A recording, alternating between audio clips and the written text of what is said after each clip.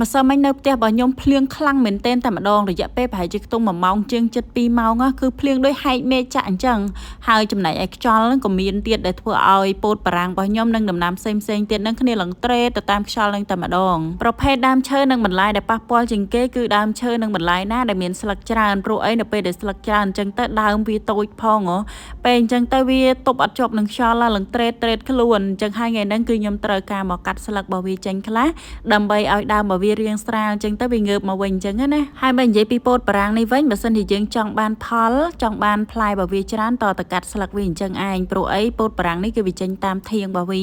អញ្ចឹងកាលណាយើងកាត់ស្លឹករបស់វាខ្លះអញ្ចឹងទៅគឺវាជួយដល់ដើមរបស់វាក្នុងការលូតលាស់ក៏ដូចជាបញ្ចេញនៅផ្លែដែរកាលណាវាល្អតែស្លឹកពេកក៏វាអត់សូវមានផ្លែដែរពោតបារាំងហ្នឹង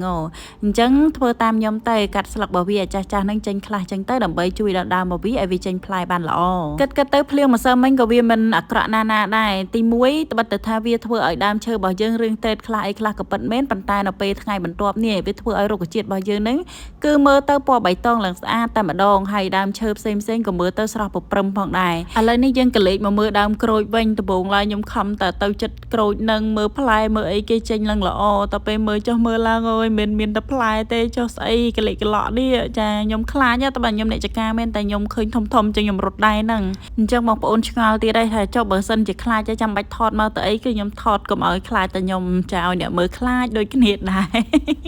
ហ្នឹងហើយក្រូចរបស់យើងគឺចេញផ្លែល្អមែនទែនតែម្ដងក្តឹបសារក្រោយនេះគឺច្រើនចំណែកឯម្រះរបស់យើងចាបន្ទាប់ពីរោងការលុកលុយម្សិលមិញបាក់ត្រើងផងអីផងហ្នឹងឥឡូវហ្នឹងគេមានផ្លែហើយខ្ញុំនឹងត្រៀមกระดาษដើម្បីនឹងខ្ទាស់វាដើម្បីកុំឲ្យសត្វស៊ីដោយសារម្រះបើសិនជាយើងដាំហើយយើងអត់មានខ្ទាស់អត់មានអីវាទេប្រកាសជាស្រាំងតិចហើយតែកាលណាស្រាំងតិចទៅវាអត់ធំទេគឺវាបានត្រឹមតែមកក្តឹបនឹងឯងហើយ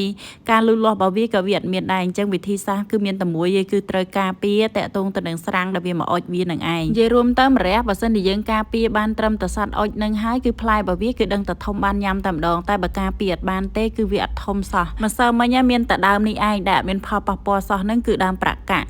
គឺ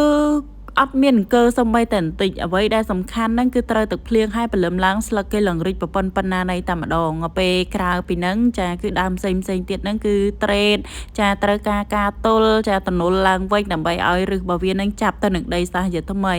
ប៉ុន្តែយ៉ាងណាក៏ដោយចាមានភ្លៀងប្រសើរជាងអត់ភ្លៀងដោយសារយើងគឺជាអ្នកស្រែអ្នកចម្ការអញ្ចឹងត្រូវការទឹកភ្លៀងខ្លាំងណាស់ដើម្បីប្រកបចាការងារជាពិសេសតាក់ទងទៅនឹងភ្លៀងដើមឆ្នាំនេះគឺយើងត្រូវការសម្រាប់ការសាបព្រោះស្រូវអីផ្សេងហ្នឹងឯងអរគុណបងប្អូនអ្នកគ្នាសម្រាប់ការមើលវីដេអូមួយនេះជូនពរបងប្អូនអ្នកគ្នាសុខភាពល្អសំណាងល្អជួបគ្នាបន្តនៅវីដេអូក្រោយទៀតសូមជម្រាបលាបាយ